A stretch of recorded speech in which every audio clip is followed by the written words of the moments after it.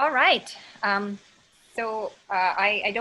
spoken to Alyssa, I think. Yes. So I'm Pooja, I'm the CEO, and I'm going to let Namit, I guess, just talk me through what we're going to be covering today, and I'm here to answer any of your questions. So I think some of you have already is everyone fairly familiar here with the system, or like different levels of familiarity? Just a little. Okay, sounds good. So we'll do the full demo then. Namit? Yeah, so I think the agenda there was to, I think, do product demo and for the blind spot sensors and familiarize these people with the new Braze simulator we came up with and we recently launched. We think that that's a very helpful tool for therapists, not only for the blind spot sensors, but overall as a obstacle detection training for the people who are having challenges, especially when they get the new chair, power chair or simple chair as well. So those are the two things we're gonna do, and we are here to answer any sort of questions. And I believe it was supposed to be a client. I can see Rena, I think, there. So if you guys have any questions, we can definitely address that today. Okay, before I start, can everybody just maybe give me like a sentence of what your backgrounds are and sort of what you're hoping to get out of this call?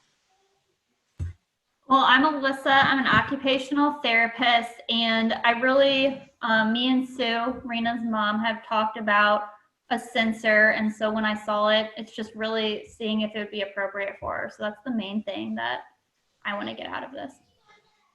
Perfect. Oh, I'm Katie McGregor. I'm an occupational therapist along with Alyssa. I am ATP certified, and I also do our wheelchair mobility clinic with Rebecca Ravis. I think maybe you had been in touch with her, and I think that you were going to actually come to do some stuff with us right before everything happened. So she was on another call, so she couldn't join today. And then Alyssa, I helped get Rena's chair with Becky. And it wasn't even something that I really thought about at the time, but I think I need to know a little bit more, about it, because then it definitely could be something for in the future for more of our clients. So that's what I'm hoping to get. Great. And I'm just Katie's student here with her this summer, so just joining the call. Great. And I don't have you on mic there. I guess you're muted. Let me just unmute you. There we go. There we go. I'm Sue, Rena's mom. And I guess we were looking for something that would prevent her from hitting things that she can't necessarily see when she's backing up, turning, at least some kind of alarm that say, hey, wait a minute, you're going to break something or knock a wall down, stop, and reassess where you're going. So that's all. And I think that would really help her. And this is, is there any access, alternative access that's being used here? Is it a regular joystick or a header raise, sip and pop or anything? It's just a regular joystick, right? Or switches? Correct. Yeah, a joystick. Yes. Yeah, perfect. Yes. Just trying to get a sense. Okay, great. So I will start with the product demo, and then I will also talk to you guys about sort of what's coming.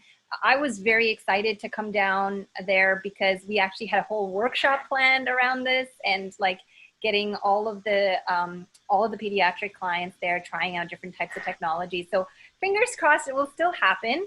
I'm still speaking with Andrina to see if we can perhaps do like a phase 1 of that online, so I can talk to all of the parents and the kids. I think there were like a dozen kids from Andrina's clinic that she was planning on getting together as well. So I think we'll figure out a way to do some education online, and then hopefully when things lift, we'll get to the later parts of actually getting a physical demo. So I'm going to show you what the product looks like here. So this is the Sentina.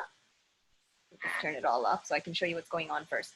So this on the bottom is the Sentina. That's 180 degrees of horizontal view. So it sees out basically, from one side to the other. It's got a 45 to 50 degree angle vertically. So that's about, you know, like a pizza slice, I guess.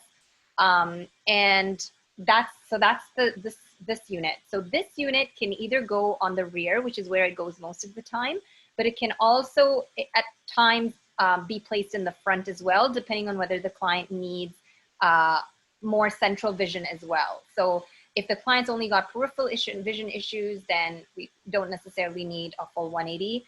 But if the client does have a lot of vision challenges in the front and can't see directly ahead of them as well, then this might be an option. So that's the sensors. And then what you're looking at on top here, just pull it in so you get a close-up view, is the controller. So the controller provides the video and audio feedback, which I'll show you in a little bit. And it also has all of the switches that control and you know, help you kind of toggle between different modes and things like that. And then this little guy right here is called an echo head. It's got about a 45 to 50 degree cone. And so it's typically used for more targeted areas. So like, you know, you might have a Sentina in the rear, for example, and then a couple of echo heads on either side to do the peripheral vision alerts, right? So that's a very typical configuration. You know, other areas where the echo heads have been used are like the headrest. We've had a lot of clients drill holes in the wall because they either can't see the projection behind them or because they don't know when to stop reclining or tilting before they poke the hole in the wall. And so that can also alert them to let them know how far they can go, how far they can tilt or recline without hitting the obstacle behind them. So those are all the different parts. And now also what I also have here that you see on top is a little power bank. Here, let me leave it on. So this is just this entire product is a USB device. What that means is it just needs regular USB power source. It can be powered either by a small power bank like this, which will get you 10 to 12 hours of charge on, you know, if it's charged overnight, you can run the unit for 10 to 12 hours on this. But you can swap it with any power bank from your electronics store. So some of them might then give you more charge. You can also plug the entire system into a power chair. So power chair has a couple of different options. Either you can get a USB hub to go on the chair, or you can use one of these small adapters that you get these days called the XLR USB hubs. So they plug right into the wheelchair charging port and then come out with a USB port on the other end. So there's a bunch of options there, and I can go through all of that later. So let's get started with the main product demo here. So to turn the system on, I just push the big red button there. And now the unit's on. You'll notice a little blue light there in the center. So if I cover the top and bottom rows there, that light that you're seeing is the mode light. What the mode light tells us is what mode the system's in. There's two modes. There's the short range mode and a long range mode. Short range means it's detecting things very close. And so if the client's using it and trying to get through like a tight doorway, trying to get through like park in a spot, trying to get out of an elevator, you know, all of those situations that require, you know, the client to really know what's very close, short range mode would be the ideal mode. The long range mode sees longer distances, and that's more helpful for when the client's going like outdoors in public spaces and like crowded environments, like that kind of thing. So what it just means is you have the opportunity to toggle between these two different modes depending on whatever the use is. And then within each of those modes, everything is customizable. So I'm going to show you the default settings right now, but just keep in mind that pretty much everything I tell you is customizable through our smartphone app. So let's start off with looking at what the lights are telling us. So right now you're seeing a bunch of yellow lights go off. I'm going to, as I move my laptop away, maybe some of them will disappear. So the yellow lights mean that something is within a foot of the system. So as I move my hand around here, you'll notice some of the lights going red. Are you guys actually able to see the colors change when I do that? No, I am. Let's see if I can get in a bit closer. It's very hard to see this on a screen. It's far more visible in person. So let me see if I can get one of the, so right now they're showing yellow, and now that middle light just turned red. Are you able to see that? Kind of. So the visibility is definitely much worse on screen, but you know this, And these lights can also be changed. So the colors can be set, customized. The brightness can be set, customized. And so the little LED lights are actually quite strong. You know, we actually have to put a filter so that they don't hurt people's eyes, but they're quite strong. And so we find that even clients with low vision or legal blindness still report that they can see the lights even through their peripheral vision, like they'll catch the light from the corner of their eye. So they are very visible lights, and that's partly why we didn't use a screen like you have with the backup cameras and stuff in the cars, because the screen visibility is just not that great. If you'll notice on even your joystick screen visibility is not that great when you go outdoors. So what I showed you there was the lights. So we have a danger zone and warning zone. Danger zone is when something's within a foot. So when I put my hand there and got within a foot, the lights turn red. If you're within 2 feet, you're in warning zone. So the idea there is if you see a yellow light, warning, start slowing down. If you see the red light, it's danger, you're too close, stop, right? So very simple, kind of based on traffic lights. So that's telling you proximity as well as location, right? So you've got right, center, and left there, and they all light up depending on what side of the sensors the obstacle is on. So that's the bottom row there. Now you're noticing that the top light there is going off once in a while, and the reason for that is that one's connected to this sensor right here, and it's seeing me. So when I come up to that particular light goes red.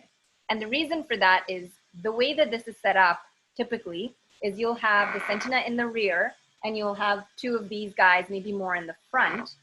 And so when you see the lights on the top, it means that's an object in front of you. If you see lights on the bottom, it's an object behind you. And so it's a lot easier because this is what the person will be seeing. They won't be seeing the sensor. So they'll be seeing these lights, and where it is, top or bottom row tells them whether it's in front or behind. So that's how the visual feedback works. Now, for a lot of clients and the visual feedback is actually, I'd say, probably more for those who are trying to do a very specific maneuver. So maybe they're trying to get themselves through a doorway, in which case these lights will actually tell the client if they're centered in the doorway or not. So if they see a red light on one side and a yellow light on the other side, for example, they know that they're misaligned. So it's very helpful, especially if you've got clients using head arrays. We had a little girl who was using a head array and couldn't back in through the doorway without bumping into the frame. And with this, literally within minutes, she was backing through the doorway just by looking at the lights. So it's great, you know, for those who are able to understand the lights and who are doing those more complex maneuvers, the visual feedback is really great. But for the most part, what clients are going to find the most useful is actually the audio feedback and the vibration feedback. So let me show you those.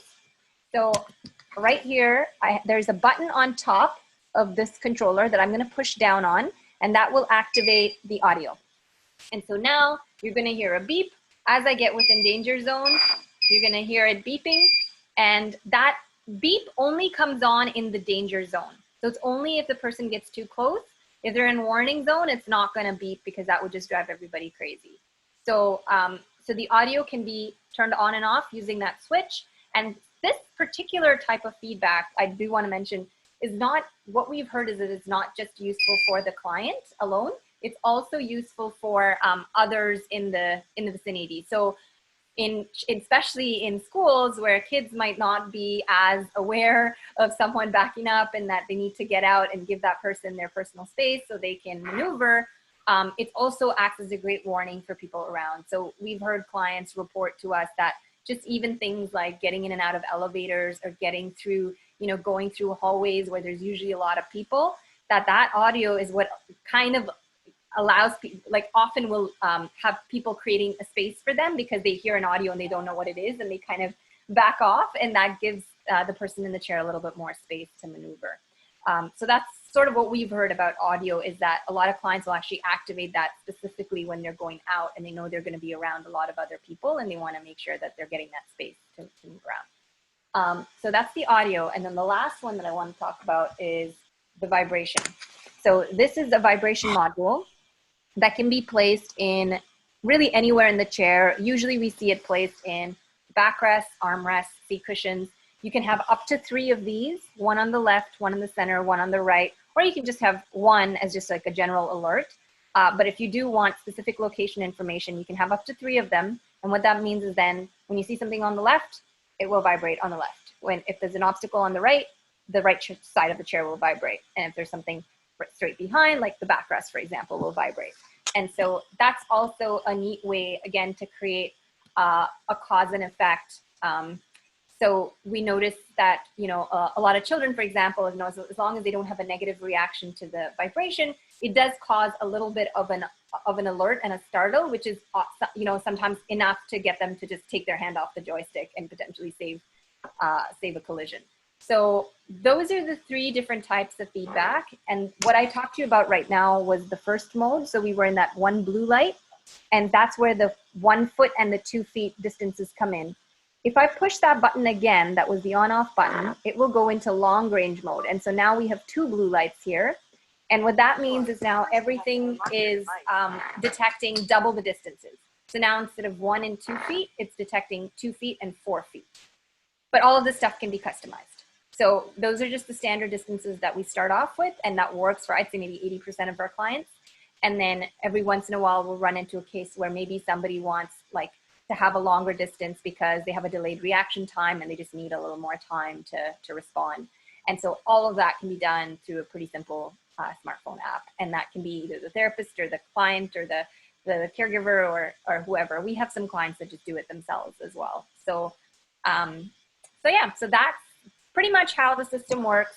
For the therapists who are curious about installation and so on, you'll notice that a lot of these mounts are GoPro-like mounts. So the mounting is incredibly simple. It's all sort of like, stick and snap together kind of stuff. Very simple to get something on a chair.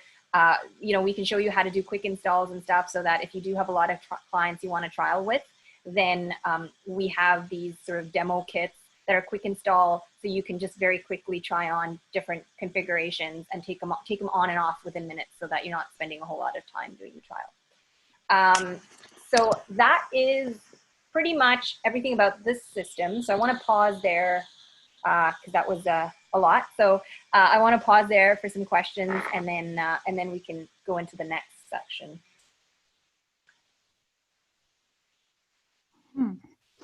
I have a question. Yeah. You said on the short distance mode, you have the 1 foot and then the 2 foot. It seems like if you were like inside someplace, like in a house, like through any door, it's going to alarm through any door. Like you're always going to be hitting, because you're always going to be short. You're never going to have 1 foot on each side.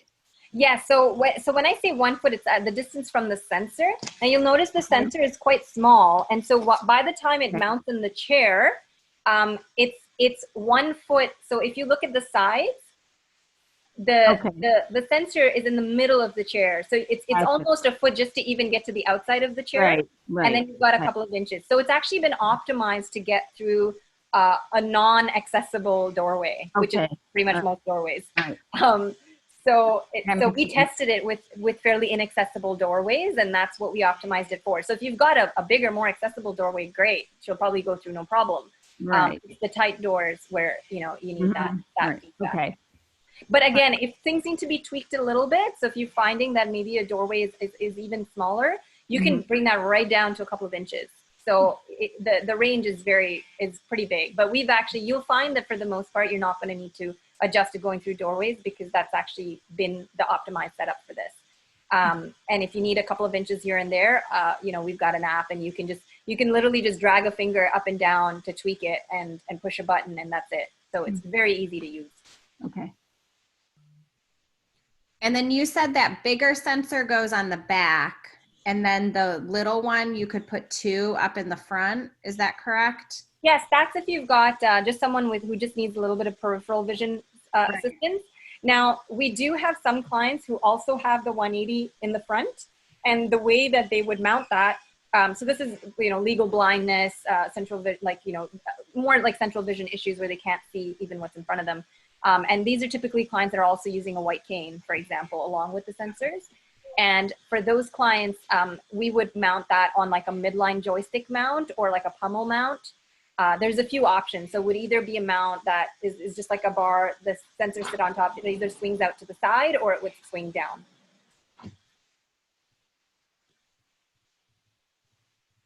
Were there any other questions on this system? And just to add to that, all 3 sensors, like 3 of these echo head can be added to each Sentinel, up to 3. Yeah, so up to 3 of these little sensors plug right into this. So that's why you've got like the 3 lights up there. So that can correspond to 3 little echo heads. So like I said, you could either have like 2 on the side and then maybe on one of the headrest, or you might have 2 on the side and then like 1 somewhere, you know, like back, but looking at higher level, like countertops. So we had one client who just had it kind of a level with his handle on the chair, so that it was pointed slightly down, so that it was looking at tabletops, because the sensors are generally mounted lower to the ground. So they're very good at catching like kids and pets and baseboards and, you know, things that come up pretty close to the ground. But they will not catch, you know, they've only got a 50-degree or so vertical angle, right? So if the challenge is a lot of like the higher countertops, then you might want that additional echo head placed in the back, just tilted down slightly so that it's catching the higher countertops as well. And then the vibration component, can you use the vibration with the auditory, or is it like one or the other? All 3. You can use all 3. You can use none of them. You could use 2 out of 3, 1 out of 3. It's highly customizable. In fact, it's even further customizable, because even once you have them all on, we've had clients who say, well, I want the audio and vibration, but I want the vibration only when I'm only for the forward facing off, for the forward obstacles, and then auditory for the back. And we can do all of that with the app. Okay. So you can literally mute the audio for the front. You can like kill the vibrations for like the front or the back. You know, you can have it, especially if you're starting off, and especially if it's a client, you know, if it's a child who's kind of learning and you don't want to overload them. We would actually recommend that you activate it little by little, right? So start with like just the front sensors, maybe start with just the audio feedback, and then you can add it up so that it's not overwhelming for the client. And so we made it in a way that you can on demand turn on and off different components. I have a question. Mm-hmm. Is this something that is covered by insurance? And if not, how much does this cost to put on a chair? Yeah, so this sensor, the controller, all of the mounting, so that's the audio and vision feedback. That does not include the vibration. This is $2,000. Okay. And the vibration is $30. So that's like not really a big cost factor. These additional little sensors are $250 each. Okay. All right. So are you saying that it's not covered by insurance? It's not really. I mean, it's not covered. It doesn't have a code under Medicaid. Okay. It is covered by some of the Medicaid waiver programs. Yeah. Okay. So it just really depends state to state. We see very different decisions. You know, we've had Medicaid submissions go in. We're fairly new, to be honest, to the Medicaid process, only because we weren't even able to work with the Medicaid process because we didn't have the DMEs approved until late last year. And so as a manufacturer, we can't really help put any reimbursements through anyway. And so it's only now, because we've started to work with NSM and U-Motion and Miller's and like all these other guys, you know, they're kind of helping us out with understanding the whole reimbursement process. And so we'll learn more as we go. And, you know, we're obviously happy to share resources across the board. So as we are also finding more and more people are getting it funded, we're also passing that information back to the clients and to the DMEs, so that we you know, ideally, we think that there's a lot of possibilities to get something like this funded simply because of the price point, right? Like there's a lot of charities even. So, you know, between $2,000 and $3,000, right. It's possible to raise funds. Like GoFundMe campaigns these days are pretty popular, you know. It's a reasonable amount to fund, to get funded. Yeah, I wanted to add, there's an organization in US, kidsmobility.org. They actually buy the, like obviously you and the therapist has to put the application. However, the idea is that they will buy it and provide it to you. And it's a across US organization. So it's obviously it's kids. So what was that organization again? Kidsmobility.org. It's a Texas based organization. However, it's a across US. So it's not about our sensor, but anything realistically for kids related to mobility. Yeah, and I think that the key here is really the independence that something like this offers, right? And I think that's where we see a lot of the third-party funding coming in, is you know, as long as you can convey in that medical necessity letter that this is providing opportunities. So one of the biggest things we keep hearing is, you know, the fact that a product like this can help reduce a lot of the reliance on caregivers, right? So even things as simple as navigating through a hallway where, you know, we've had clients that were like veering all over the hallway and needing an attendant to constantly be there guiding them through it. You know, even within a single training session, they were doing that independently. And so those are the kinds of things I think will resonate well with, you know, your waiver programs, and all of that is that component of independence more than safety. Because yes, safety is critical, but the fact that it's even offering these new opportunities for mobility without as the need for as much caregiver intervention, I think is going to be the big driver.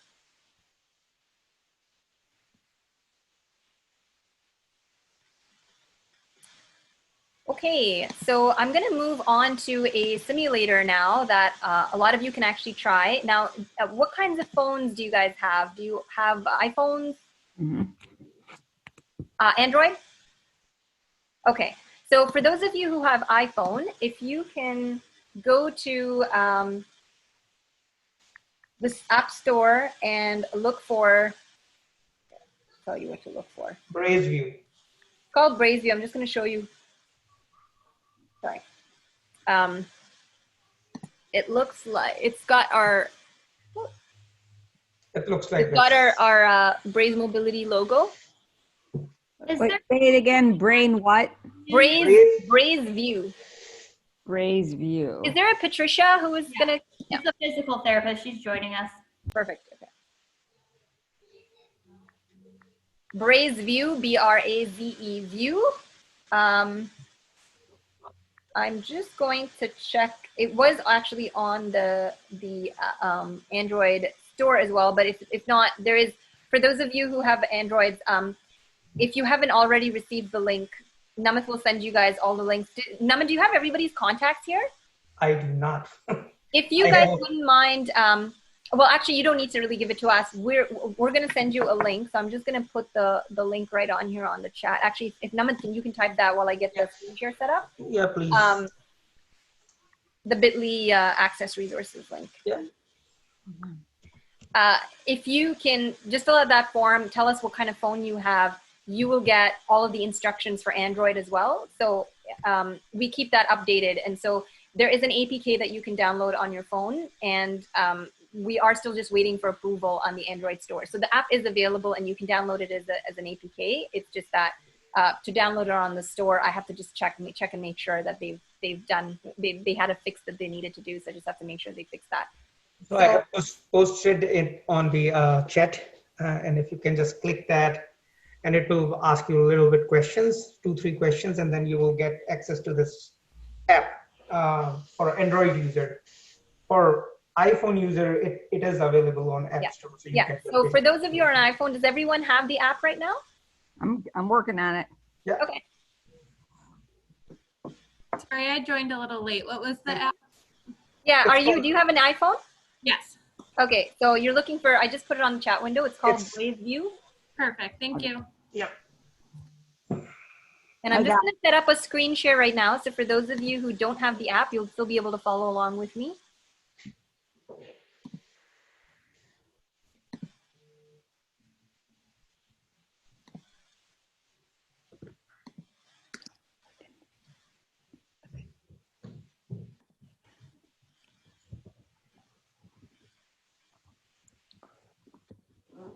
All right, I'm just going to connect with it. There we go. And share.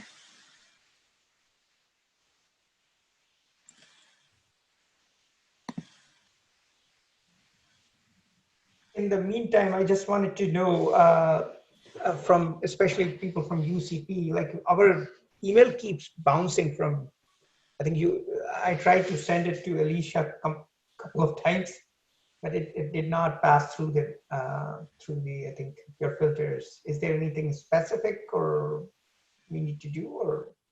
Yeah, like Katie, did it come, like when you were emailing, did you get their emails? Because like I contacted them through something and then I never got emails through my UCP email. And it was finally when I checked my LinkedIn that I was able to give them another one, but it didn't go through at all. Did you have any problems with that? I never emailed them. It was Becky that was doing that. So I honestly do not know. Namit, did you try more recently? Because we had that problem that we fixed on our end, right? Yeah, I did not. So Yeah, so maybe try shooting her another test email today, because I did get in touch with our tech support and they did do I'll try something. to do that. So, I'll and I try got to. confirmation from a couple of other people that it wasn't going into spam anymore. So just give it a shot and then let us know, Namit. If you don't hear back, then we'll have to dig a little more into it. Okay, so everybody sees the screen right now? Mhm. All right, so it's called Braze. This is the Braze View app. So for those of you who are curious to see if there are clients who can benefit, and you don't have the product yet, so you want to be able to assess very quickly whether your clients are able to understand, based on audio cue, whether you can see that sort of cause and effect.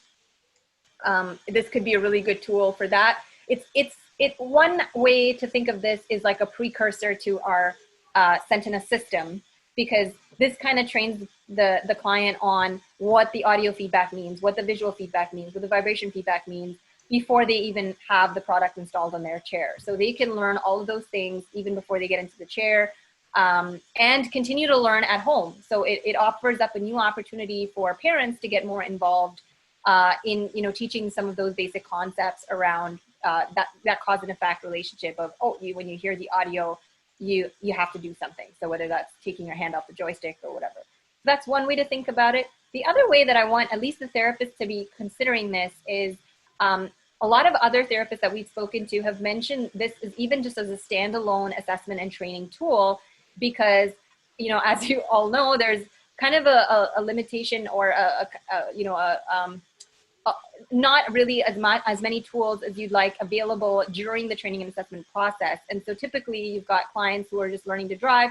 You're kind of chasing after them with your attendant control, getting them to stop before they crash, or yelling kind of to stop. And it's that whole environment can be very stressful for both the therapist and for the client that's learning to drive. And so the idea with this tool is that it could be something that you can actually kind of step back and be more hands-off and offer a more universal standard cue, explain to the client what that cue means and get them to learn that, but all in an environment that is perhaps a little more conducive to learning. So so as you go through this, I want you to not limit your imagination to the way that I'm sort of pitching this app, but think about other ways that you're maybe doing training and assessment on a day-to-day basis, and how this might perhaps have other applications that I'm not really thinking of.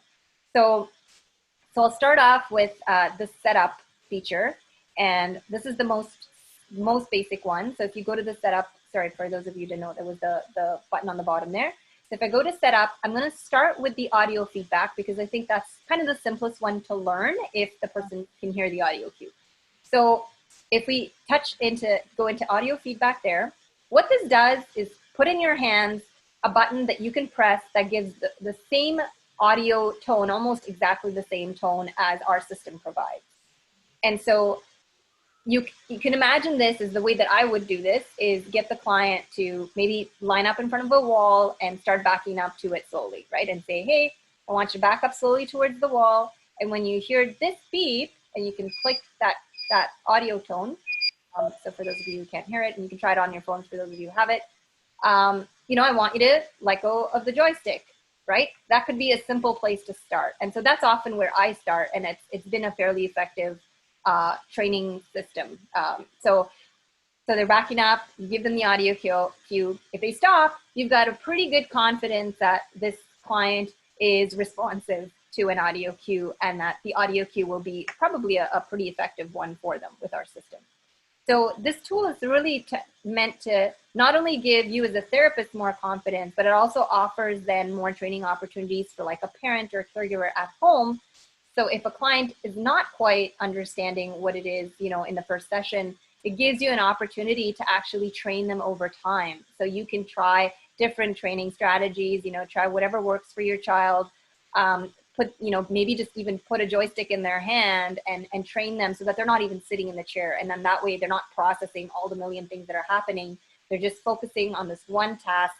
When you hear the audio, take your hand off the joystick. And once they get confident at that, then we go into the chair, right? So they're learning step by step what is kind of that best behavior. And then once it's kind of auto mode, they're not necessarily thinking of that anymore. So when they're in the chair, they hear the audio, it's kind of more natural to them. So that's one way that I would suggest using this. So here I'm going to say, okay, does the audio feedback work for you? Let's say it works. We go, yes, the audio feedback works great. So now I'm going to go back into setup. So that was the audio feedback. Now, the other one we can try is the visual feedback. So I'm going to click on that. Now this one's testing a couple of different things, right? So it's testing whether the person can see the different colors, because color blindness might be an issue. And so we're checking to see if the person can see the red color. If they can't, it gives you an option for all these other colors that you can select. And you can see if maybe the client does better with seeing a certain color than the others. And that's all very useful because the system can be customized with all of these different colors. So if any of them works, then that's great, because then we know that that's how we set up the system. Now, keep in mind that the visibility of the screen is not as good as I mentioned of the controller. So this tool is not meant to be sort of an exclusion criteria. It's more meant to give you more confidence for those who probably will do very well with the system. If they don't do well with this, if they don't see the colors or they don't see the lights, that doesn't necessarily mean that they won't do well with our system, because the lights are brighter, there's more visibility. So they might actually do better with the system, but it's a quick way to screen, right? And so if somebody does pass through these tests pretty well, you've got fairly high confidence, they're ready for the system, and you can get a product eval in order. So that's the colors. And if I say yes now, I'm going to go through, and the next test here is to see if they can identify what direction are these lights showing. So here it shows the left arrow on the red light, says what direction is the control showing. And if I press left, it goes to the next question. Now this time it's on the right. If I hit the wrong button, so if I say back, which is like straight back, then it says, it doesn't seem right, go back. And so there's an opportunity to practice a little bit here until they get the concept right. And now if I said right, it goes again. And this time it's in the center, which is straight back. And so I'm going to hit back. And it says, are you able to read the signals comfortably? And if they are, we hit yes here, and so we're done with the visual feedback. So this was just a quick test of, can they see the colors, and can they tell the difference between the different directions? Okay, so that's the visual and the audio feedback, and then we can move on to the haptic feedback. Now this one we just kind of made, we don't know how much is going to be used, but again, it's really just meant as like a quick screen. I'm going to select no that I don't have spasticity here. If I do have spasticity, obviously the check here is just to make sure that the client's not going to have any adverse reaction to a vibration, and that's not going to, I guess, it induce a spastic attack. So here we go. So this is the haptic feedback, and it's very similar to the audio. You just hit a button, and the phone this time vibrates. So for those of you who have the app, you'll feel your phone vibrating, and that maybe can be helpful in if the parents want to check whether a child has sensation in different parts of their body. You can try kind of tapping on their arm or their shoulder, and more to see like maybe where they have the most sensation, which would then allow us to figure out where to put the vibration pads. So again, another thing to note here is the vibration on the phone is in fact weaker than the vibrations we have. So if the vibrations on the phone don't work, doesn't mean that they're not going to feel our pads.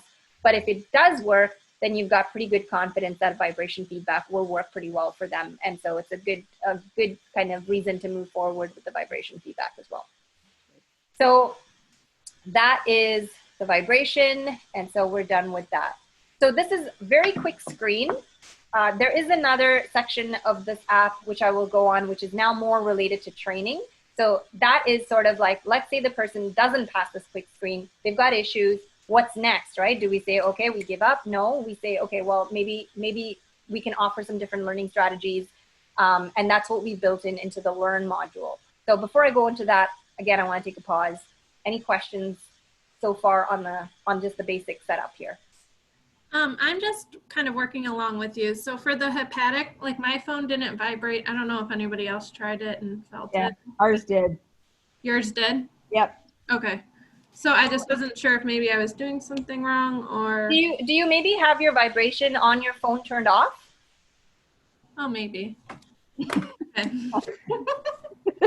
Let me Yeah, check. so you just want to check your motions. So same with the audio too. I often do this. Like sometimes my media volume will be all the way down and then I don't hear anything on the beep.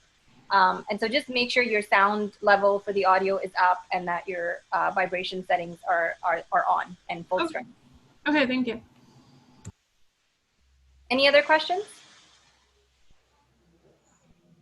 Okay, so moving right along then. So I'm going to go to the last module here, which is the train module. So that's in the bottom right corner. I'm going to go train.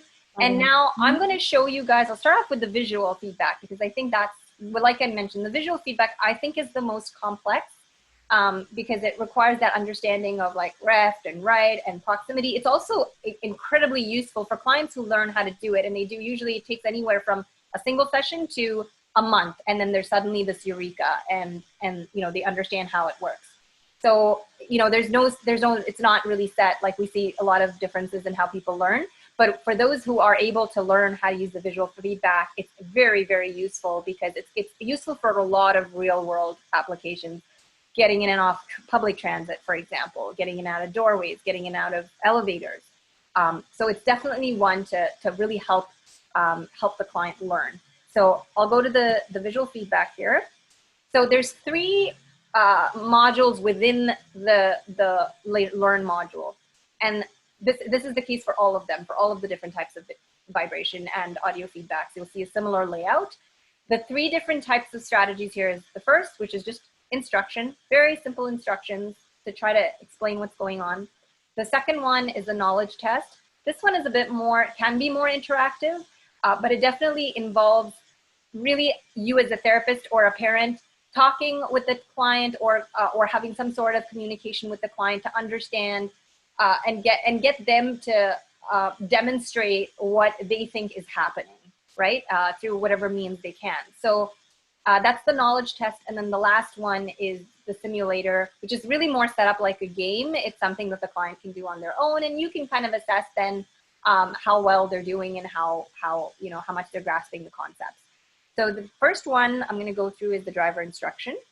So it uses very simple graphics and cartoons to explain what's happening. So the first one is warning zone. So this is explaining what yellow lights mean. So yellow lights here, a wheelchair is in front of the wall. You're seeing 3 yellow lights and it says object is close to the rear of the wheelchair, right? All 3 are lit up, so it's not really giving any direction information because the chair is like aligned facing straight to the wall. And it says time to slow down. So there's a few things that it's trying to teach here.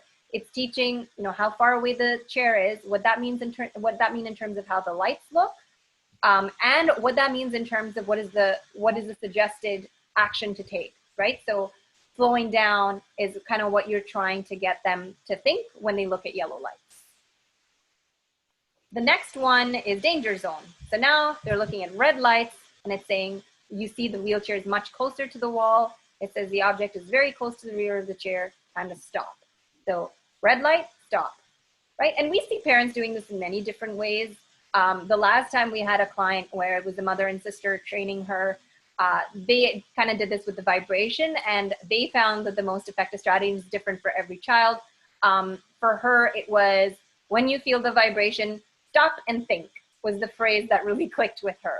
And so they just kept repeating, stop and think. And they just kept doing that over and over. And of course, you know, within a few hours, you would see her feel the vibration and she would stop and she would think.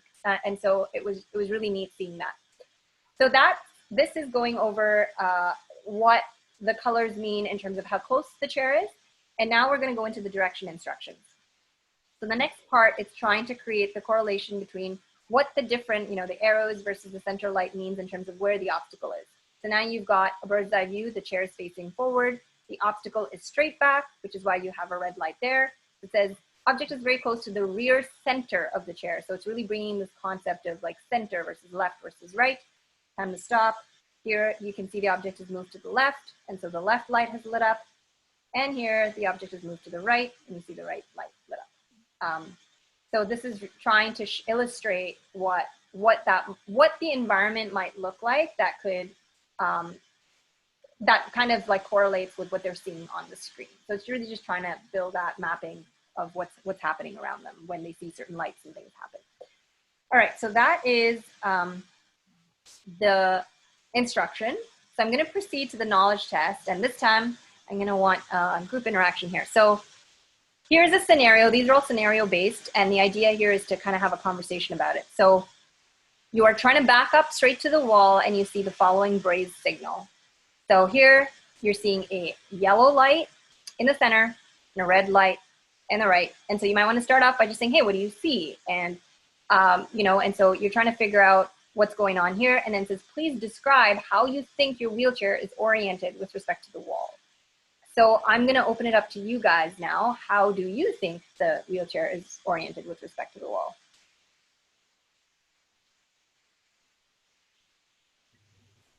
You're at an angle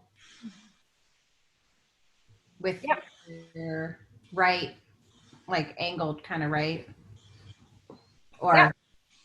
Yeah, it's kind of tricky, right? It's tricky to think about it. And so we think visuals obviously help best here. But yeah, you're right. So it's a chair that's angled in such a way that the right side of the chair is clearly closer to something, right? So I'm going to check the answer here, and it shows me with the help of a visual what that might look like. And so the right side of the chair is closer. So the wall is very close to the rear right and close to the rear center, right? And so the left side here, you can see why there's nothing there is because it's probably seen, it's got more room there. So that's one example. Now we'll go, there's 3 examples here. So the next, this example now, so remember that the system not only prompts the client when they're driving and when they're getting closer to things, but it also prompts them when they're stationary and other people are sneaking up from behind them or trying to, you know, pass them. So the idea that your wheelchair can be stationary, but there could be things approaching you. So here, the person's stationary, you're stationary, and you see the following Braze signal. What do you think that means? I think it's coming directly like behind you. Correct. So if I check the answer there, I see an object coming from straight back. All right. And then the last one here is backing through an elevator. Again, very common task. And so you've got this signal. What do you think that means?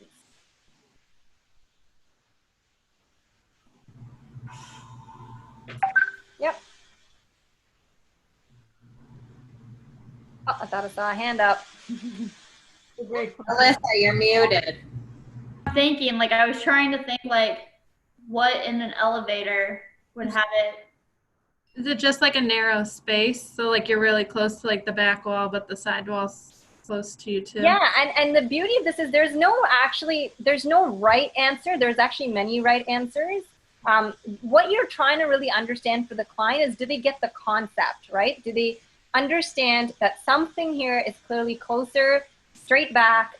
There's also something that is at a certain distance away on the right, and what that means in terms of how they can maneuver, right? Because if they're in this case, really it seems like the best way to maneuver might be to kind of shift to the left, right? So if I go into check answer here, this is one example of what might be happening, but it's not the only possible explanation, right? So this is one example where you might be close to the right side of the elevator a wall. So this is assuming that you are just approaching the elevator and you're not inside yet.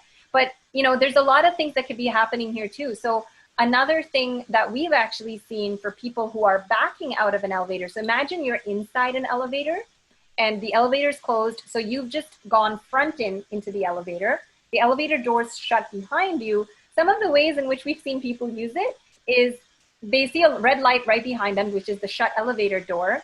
And as a lot of us will know, there's with the wheelchairs, if the elevator doors go open too fast, you might actually miss it. And then there's a lot of anxiety created with that. So as soon as the elevator doors open, that red light will actually go away or turn into a yellow light or whatever, depending on if there's someone outside. But it's a really great way, again, to understand what's happening when you're backing out of the elevator. Because when you see the red light go off, you know, the elevator door is likely open. And then if you see free space, then it's probably okay to start backing out. But if you've got a lot of yellow lights, it might mean there's a whole lot of people standing there waiting to get in. And so you have to be cautious of that.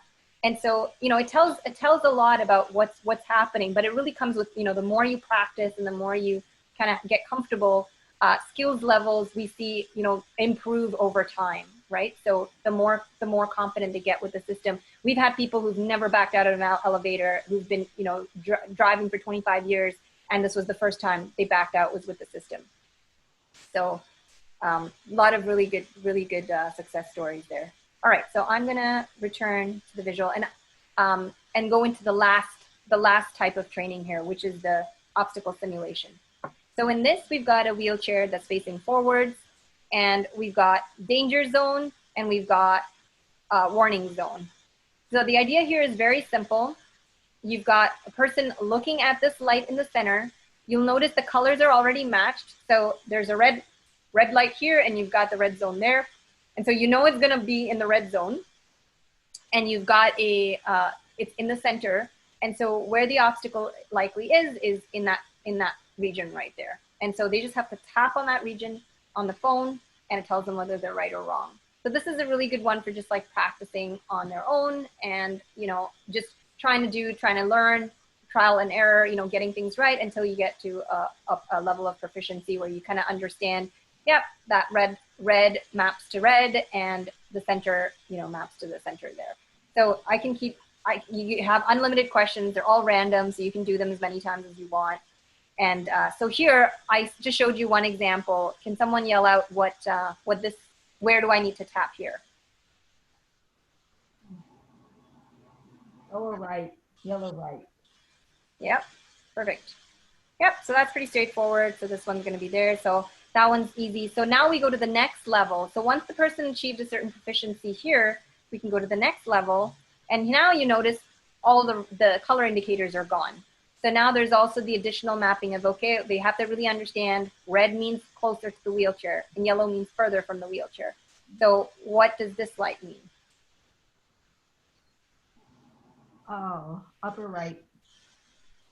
So where? Right, upper right. Yeah. Perfect. Yep, and then that's unlimited as well, so it keeps going. So this is going to be down here and so on. So the reason this was really interesting, and you know, we've had varying responses to this. Some saying, oh my God, this is so complex. And then others saying, yeah, I get it, this is really easy. The interesting was we actually trialed this with someone who had traumatic brain injury, so nonverbal. And the reason this was so fascinating to me was he tried the system out initially and wasn't quite responding to the audio alerts. And his family and the caregiver and the therapist like immediately felt like, you know what, it's the brain injury, right? Like he doesn't understand what's going on. And at this point, you know, we had just developed this app, so I was naturally curious, and I said, hey, can I just try an experiment with you? And so I gave him the app. I showed him one example of me doing it, and he blew through this. In fact, his time going through this was faster than any of my interns and a couple of OT professors that I had trialed this with. And so it was fascinating to understand how he did so well. And as it turned out, that then prompted me, of course, to try to talk to him further and try to understand what was happening. And, you know, a lot of other issues came up that, you know, wasn't quite that he didn't understand the prompts, but it was more around a confusion of certain things happening and certain prompts happening where he was having trouble just really trusting the system and understanding that a prompt doesn't mean that he's doing something wrong. It just means that it's alerting him. So if he was driving forwards, for example, and the back part of his wall was getting too close to a wall, he was like, why is it beeping? I'm not, you know, I'm moving forwards, I'm not going back. And so it was just having that conversation, you know, to say, hey, you know, this is what it is. You know, it's not saying that you're going to hit the back wall. It's just saying, be aware that the back of your chair is right now 2 inches away from the corner of that wall. And so, yes, you're very skilled and you're able to do that, but just, you know, it's just a warning. But it brought up a lot of points around, you know, how can we improve the product for people?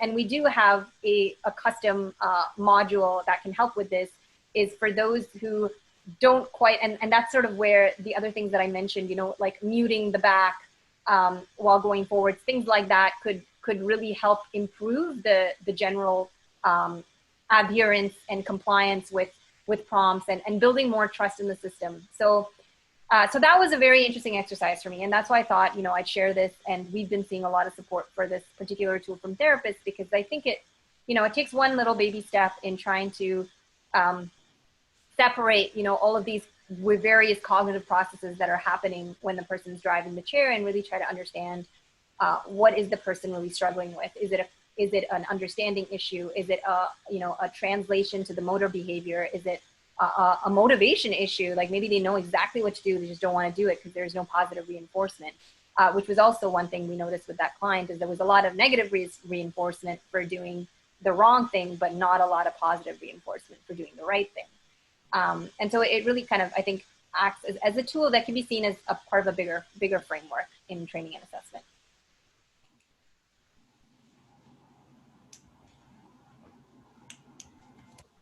All right, so that's it. Do you guys have any questions for me? Does your program have like a set distance that like the yellow and the red light like come on, for instance? Yes, so the default distances in the short range are 1 foot for danger and 2 feet for warning. And the default distances in long range mode are 2 feet for danger and 4 feet for warning. And all of those can be customized. So they can be programmed to go anywhere from 2 inches all the way out to 6 feet. And the programming is all through a smartphone app. So you don't need like a custom programmer or anything like that.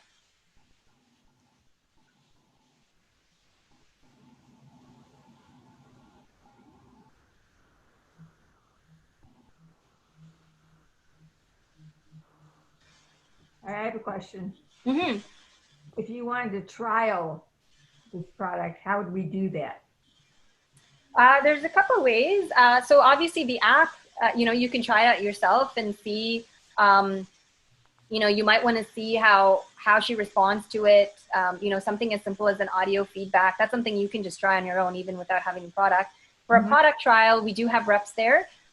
So we work with NSM, NewMotion, and Miller's in Ohio. So whoever your provider is, we have our own independent rep that's there, and he will coordinate with whoever your provider is. Okay. Who is your provider? Miller. Okay, yeah, Miller's. They've done a couple of evals already, so. Okay.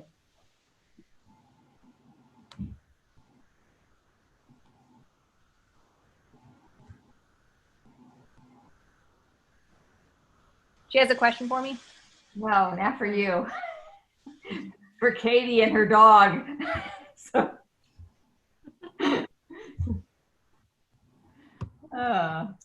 What do you think of it?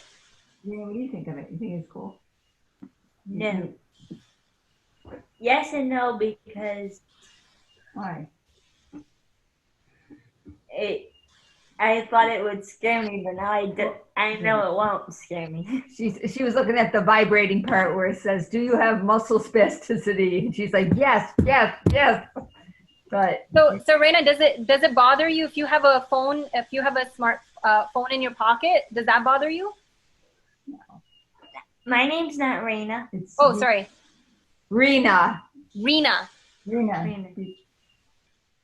No, I think that, but the visual and the sound one, I think would be really vibrating. Might be like, I don't know if she would tell me to turn it off or, but I think the sound is good and the visual I think is good too. So Rena, there's a couple of different settings. So we have like a low intensity and a high intensity setting for the vibration.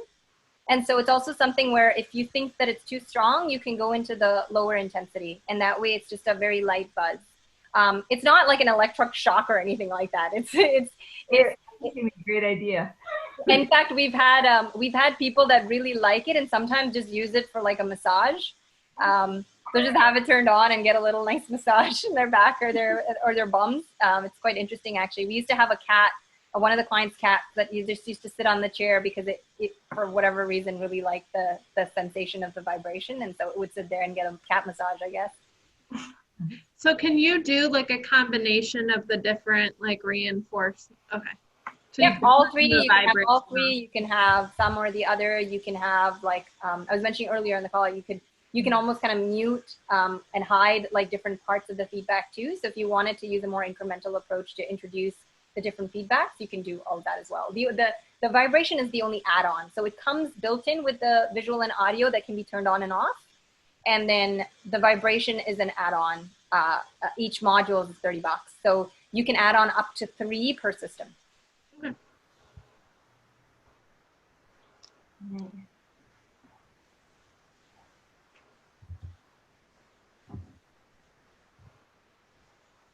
I guess I do have a question.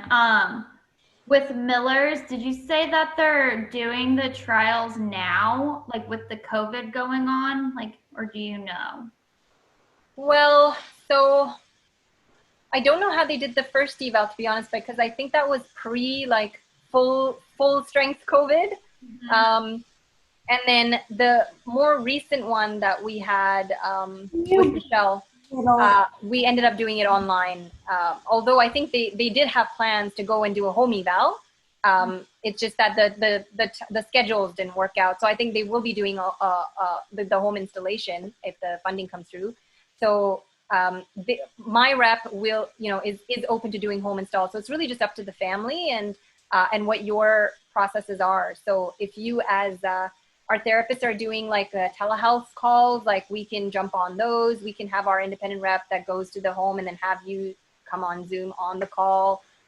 We're pretty flexible. So however, you want to do it, we have presence if it's needed. And if you want it to all be remote, then, that it is a simple system to install. I mean, we've done things where we've just shipped the unit out to the family and the families just kind of figured it out and done it themselves. So that's a possibility if the family's not comfortable with having anybody in their home. Of course, it differs home to home, but if it's not impossible. Let me put it that way. It's not impossible to set it up themselves. It's just obviously it's always better if we've got a rep in because they'll manage the cables and everything properly and make sure there's no tripping hazards and stuff.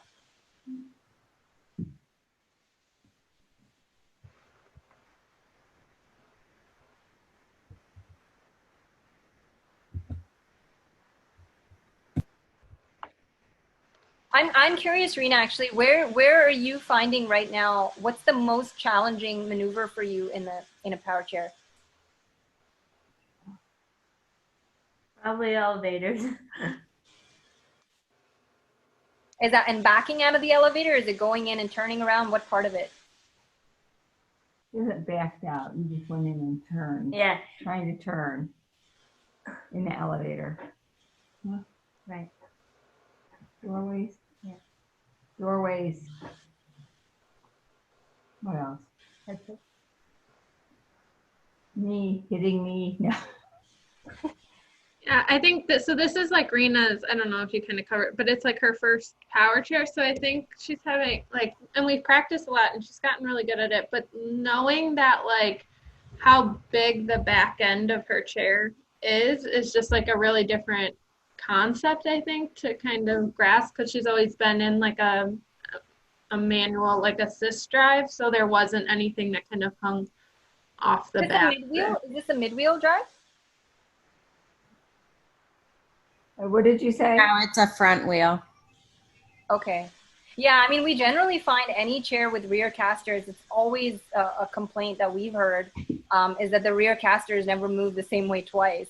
So I think it's a pretty common challenge that we've seen, knowing how far the back of the chair extends, how far it goes behind you, and then the unpredictability of how the wheels move is a big one. But I mean, that's exactly why also we've heard that a system like this, like just having those alerts and knowing when to pivot and things like that can be really helpful.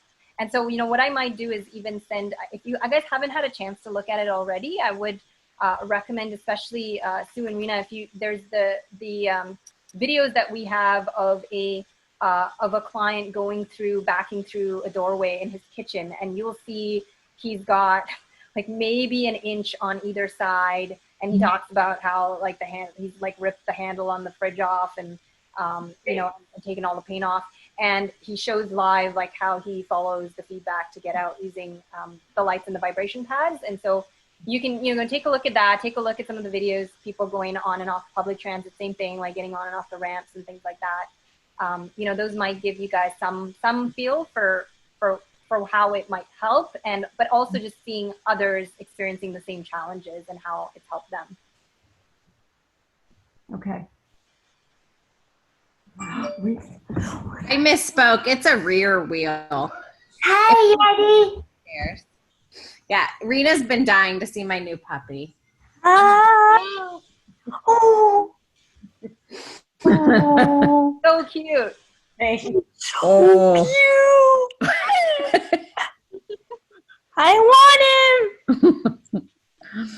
Aw, okay. I want to play with Oh, him he's so cute. sometime. She said, okay. Okay, we'll figure that out. Perfect. Yeah. So if there's any other questions, I'm happy to. And like I said, if you guys can all fill out the request forms, and that way we'll at least also, you know, have your email so we can send out more information. If the if the app comes out on the Android store too, we'll let you know right away. All the updates are usually on that site that gets emailed to you once you fill out that form. You'll be taken to the webpage, but you'll also receive that link in your email. So then that way you always have it and you can always refer to it, and it'll always have the most up-to-date information. Do you want me to forward it to them? I was just going to ask, where is that form? I have it. It's the link that Naman just sent on the chat. That's the link. That's the form. I have it in my email, Katie. I'll just forward it to you. Okay, thanks. Yeah, can you send it to me too? Awesome. Well, thank you so much. Thank you. Yes, thank you. Thank you. It was great to see I wasn't expecting such a big gathering here. So great. Surprise.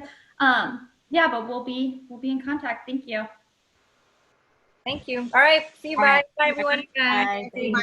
Thank you. Why did you call him Yeti? Oh, the boys decided just to call him that. I don't know. All right. All right, I gotta go. Bye. Bye. Bye. Let's see. I guess we